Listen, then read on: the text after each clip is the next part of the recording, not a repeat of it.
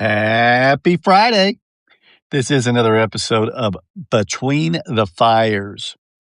This is the episodes that come out on Wednesdays and Fridays, and they're just a small topic, a short micro episode where I simply come on real quickly and dive into one topic of some sort between the fires. Sometimes it's not even very much barbecue related, but this one is. And all I want to do is real briefly talk about the type of grill you have. And I have heard some people say in the community that they don't have a big green egg, so they can't cook that, or they don't have a pit barrel cooker, so they can't do ribs like that, or whatever it is. Maybe they see someone cook something on this nice, magnificent offset.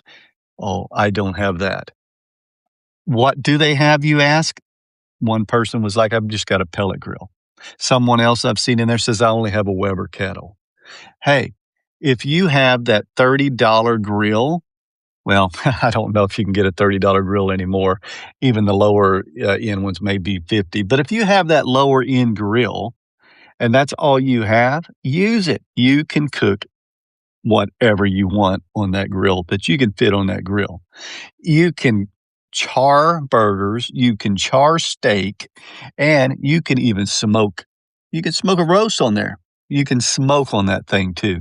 You just have to position your charcoal in a certain way, maybe on one side, cook on the other so you get indirect heat. Maybe you use the snake method so that you cook it slowly going around. And then the other thing is if you have a pellet grill, I love my pellet grill. I've got multiple grills for those of you that don't know. I've got a Pit Boss pellet grill, and it don't have to be Pit Boss. It could be any brand. I've got the big green egg. I've got the mini max, which is the 12-inch.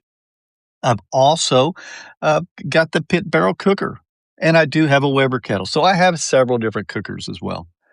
The one I do use most of the time is the big green egg and the pellet grill. When it comes to cooking a pork shoulder, I'm on the pellet grill. I'm all about the pellet grill. You can set that thing to 180 to 200 degrees.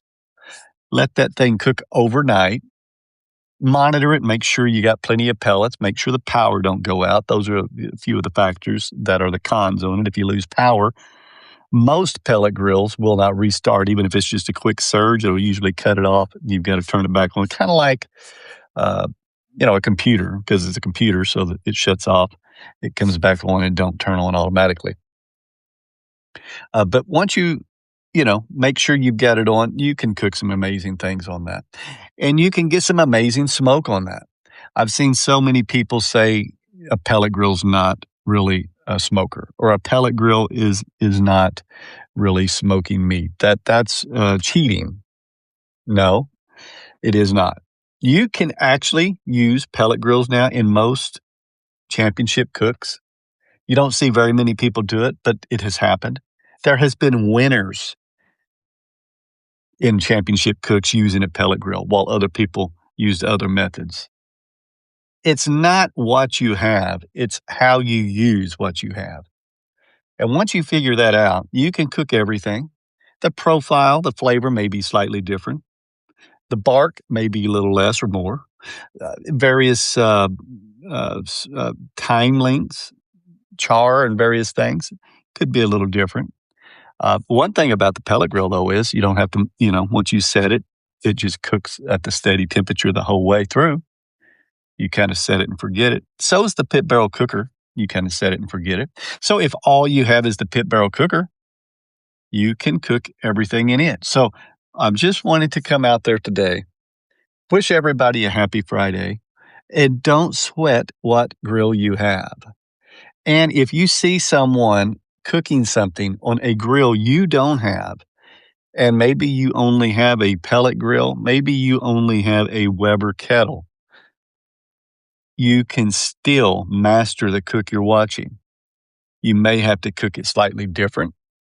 There may be some more steps involved. If it don't fit, maybe you need a smaller one if you got a smaller grill, but you can still cook it. If one has a water pan and you don't have one, add one if that's what you want to do. If you can't fit it, you don't need it. You can spritz, you can mop, you can do all these things. The main thing is prepping your meat. And once you prep your meat, season it. And once you season it, get the fire going.